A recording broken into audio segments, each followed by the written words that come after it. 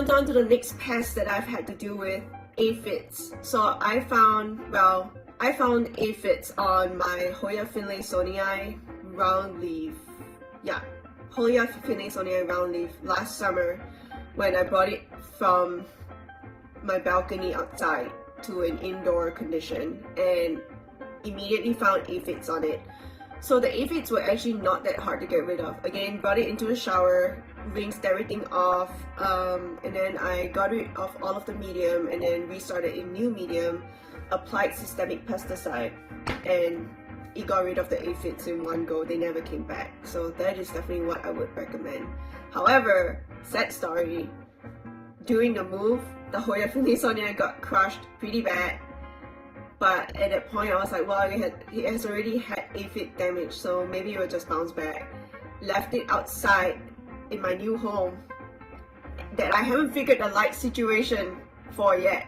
Left it outside, it burned. I then moved it to a different place with softer light, and it just never bounced back.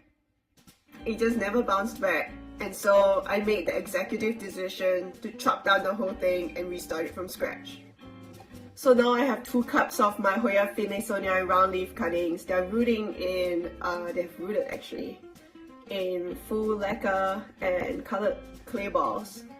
And we're just gonna let them restart because they've had a tough time. It's time for them to start from scratch.